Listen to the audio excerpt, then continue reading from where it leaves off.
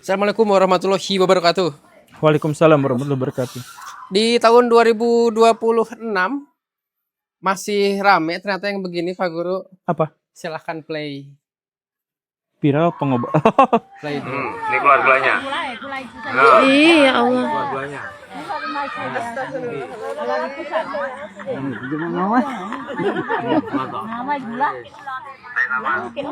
Tarik nafas. Cukup. Alhamdulillah. Ya. Besok setelah begitu sampai 10 kali. Kalau gula 10 kali, Pak. Ambil kasih batasnya. Udah. Besok baru tangannya pagi. Besok pagi baru tangan. Mari, Bu. Oke. Sampai ada yang keluar gulanya, lihat gak? Dari mana? Dari dia trik dari udelnya digitu-gitu, coba lihat. Oh gitu? Oh. Oke. Gulanya gula pasir ya? Gula pasir. Oke. 2026 nih Pak Guru tanggapannya. Enggak, justru sebaliknya sih. Bukan 2026, jadi seharusnya sudah tidak ada yang seperti itu. Kita tuh sering terdistrak kesimpulan dan keputusan kita itu oleh media sosial. Jadi sebenarnya bagian terbesar dari realitas masyarakat adalah yang tidak ada di media sosial. Kayak gimana contohnya? Jadi ya kayak misalkan nih, Gunung Kawi. Oh, Kan iya, baru bener. kemarin disidaknya sama pesulap merah. Iya.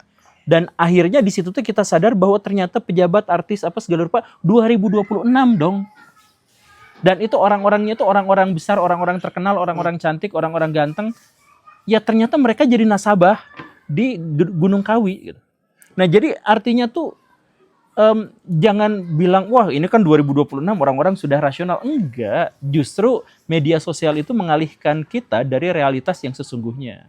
Atau contoh misalkan gini, analis-analis politik menyarankan kepada Prabowo Subianto untuk nanti periode kedua 2029 mencalonkan gak usah nyari orang yang punya elektabilitas tinggi. Karena Prabowo sendiri adalah orang yang elektabilitasnya paling tinggi se-Indonesia sampai sejauh ini. Nah, kan di media sosial mah dihujat tuh. Dia mau pidato di Kompas, dia mau pidato di CNN, mau pidato apa, kolom komentarnya rujakan semua. Selain emang dia aneh juga sih. Iya. Enggak, tapi maksudnya emang rujakan semua kan. Tapi ternyata beliau tuh masih pede aja karena masa mengambang itu, masa orang-orang yang masih datang ke Gunung Kawi, masih main yang kayak gitu, itu tuh masih umum. Di antara kita tuh masih banyak yang seperti itu. Dan kalau misalkan dibilang bahwa partai-partai politik misalkan sesantui bahwa mereka itu sekarang tidak money politik, sebagian besar pemilih itu masih menentukan pilihan tuh gara-gara money politik. Gara-gara siapa yang ngasih amplop di pagi hari paling gede gitu. Ya, jadi maksudnya kalau dirimu ikut kampanye misalkan, si rakyat itu nggak peduli soal kampanyenya. Si rakyat itu hanya peduli soal nanti saya dapat amplop berapa, nanti saya dapat beras berapa, sembakonya kayak gimana. Ya sebatas itu doang. Kebanyakan rakyat tuh gitu.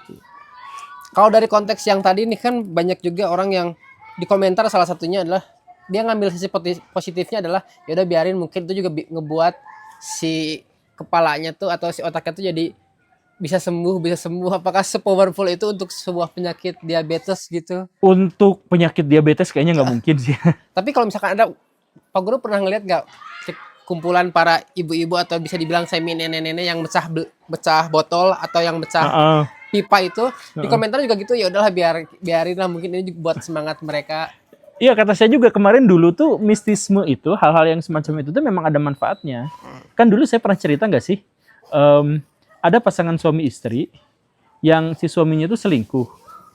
Tapi kemudian gara-gara datang ke dukun, terus kata si dukunnya tuh, wah suami Anda selingkuh tuh gara-gara diguna-guna. Nah akhirnya si istri tuh memaafkan suaminya. Dan kemudian sampai sekarang tuh masih langgeng. Itu tuh tetangga saya. Bijak sekali ya dukunnya ya. Nah, jadi maksud saya tuh seandainya si dukun itu ngomong bahwa perselingkuhannya itu adalah karena keinginan kedua belah pihak tanpa urusan diguna-guna atau apa gitu, ya mungkin si ibunya tuh memutuskan untuk cerai gitu dan menderita gitu. Tapi gara-gara dikatakannya adalah bahwa ini tuh sebenarnya diguna-guna. Jadi si istrinya tuh ngerasa bahwa si suaminya tuh sebenarnya setia. Tapi karena ada setan. Cuman karena ada setan ketempelan gitu ya kayak gitu. Nah, itu ada sisi positifnya ya. Jadi kalau kita mau maksain sisi positifnya ya semua juga ada sisi positifnya. Cuman ini tuh bukan soal fenomena 2026 Baraya.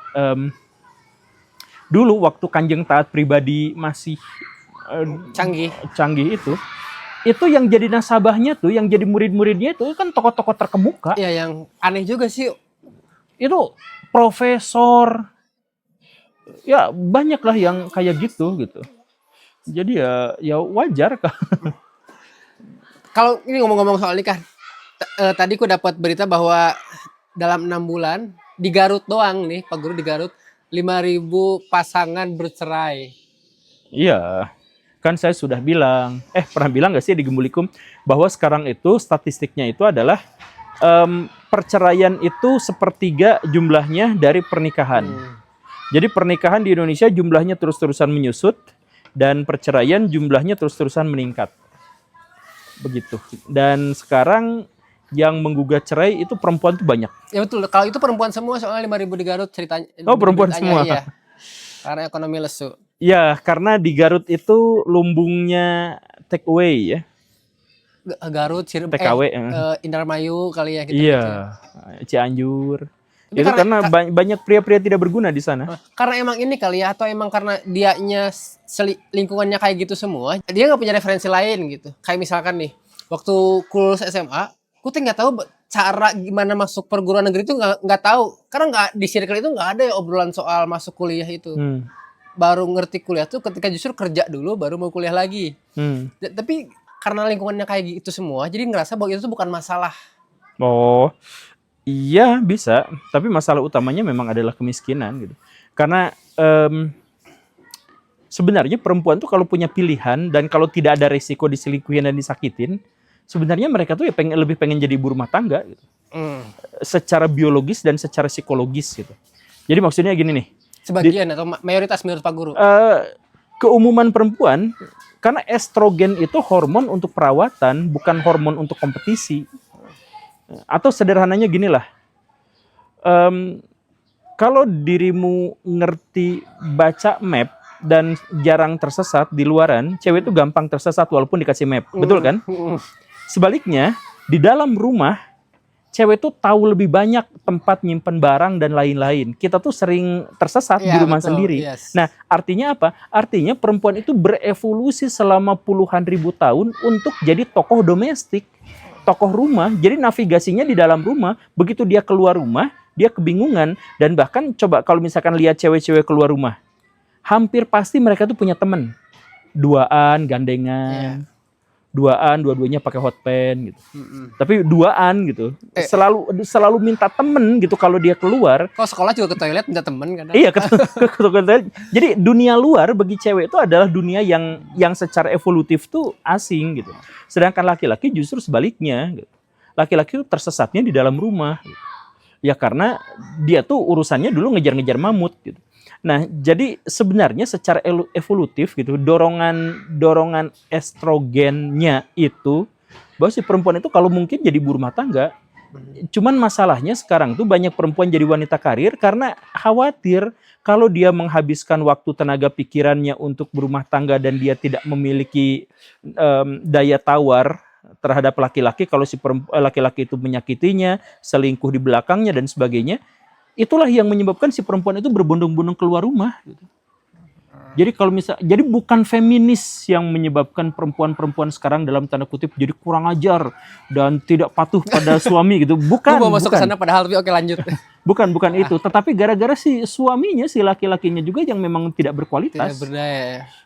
Jadi mereka tuh sering ngomong ya dah saya mah cari uangnya semampunya tuh segini sambil ngusep gitu kan. Ya, naluri kita dan konstruksi sosial kita emang lebih cenderung untuk melindungi dan menghormati perempuan daripada laki-laki. Jadi bahkan sampai sepuhnya pun begitu.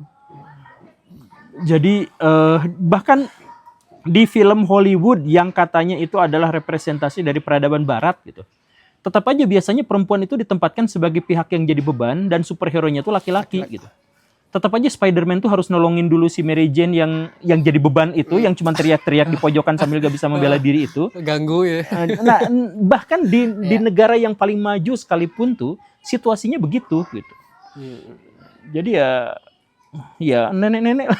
Saya juga pro nenek-nenek. Ini ngomong-ngomong nenek-nenek nih, aku ada pertanyaan yang ini langsung ada karyawan baru Pak Guru di tempatku itu, dia mau tahu aku bikin video, nanya dong ke Pak Guru tanggapannya. Jadi dia tuh punya neneknya itu hutang ke dia, tapi neneknya itu umroh.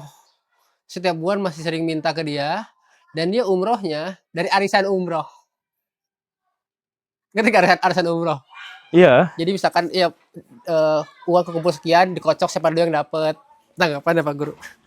Haji aja yang adalah kewajiban gak untuk semua orang. Apalagi umroh. Jadi haji tuh ya, kalau baraya gak sanggup, ini gak usah maksain. Kalau baraya gak sanggup ngumpulin duitnya, gak usah maksain, gak akan dituntut untuk berhaji. Apalagi umroh. Nah, tapi sekarang tuh karena bisnis umroh itu, bisnis jualan agama itu, makanya yang sunnah itu justru malah lebih diprioritaskan, lebih diharuskan daripada yang berhaji. Makanya yang nenek-nenek itu sampai arisan itu. berhajinya mah nggak tahu kapan. Yang penting mah umroh. Tapi kalau misalkan dengan counter narasinya adalah, tapi kan haji mah lama. Ya itu masalahnya, kalau gitu pikirin, prioritaskan gimana caranya supaya haji kita tuh cepat. Kan bisa sebenarnya kita tuh haji cepat tuh bisa. Jadi misalkan berangkatnya lewat Jepang gitu. Yang kuotanya besar tapi yang datang ke sananya dikit gitu. Tapi harus domisili dulu kalau Jepang soalnya. Tapi Ya nggak tahu misal, kalau tapi lain, kan misal. banyak negara-negara lain yang bisa kayak gitu Misal, gitu. ya. Jadi sebenarnya bisa aja. Cuman ya itu gara-gara ada mafia ustad. Berarti pada akhirnya juga kuota haji mafia juga ya? Ya iya, ya kan akhirnya ketahuan kemarin kan. Oke. Jadi begitu sih Baraya. Ya nggak semua travel umroh kayak gitu. Cuman sekarang itu jadi dibudayakan umroh itu lebih diprioritaskan daripada haji. Padahal bahkan haji pun itu tuh nggak diwajibkan untuk orang yang nggak punya duit gitu. Jadi kalau Baraya misalkan ngumpulin nabung haji dan sebagainya itu bagus, tapi nggak gitu pun sangat tidak apa-apa gitu. Sampai arisan ya, arisan. Sampai yang tadi masalah itu apa? Ngutang kan? Dia punya hutang ke si. Jadi yang dia tuh Aduh. kesel karena dia tuh dihutangin sama si neneknya itu, dan ini utang keterangannya, dan setiap bulan masih sering minta gitu. Iya, Bahkan untuk oleh-oleh itu. juga minta ke dia gitu. Kacau lah itu, kacau ya. Berarti kan lagi-lagi circle ya. Circle kehidupan. Pak Guru udah cukup lah. Terima kasih. Assalamualaikum warahmatullahi wabarakatuh. Waalaikumsalam warahmatullahi wabarakatuh.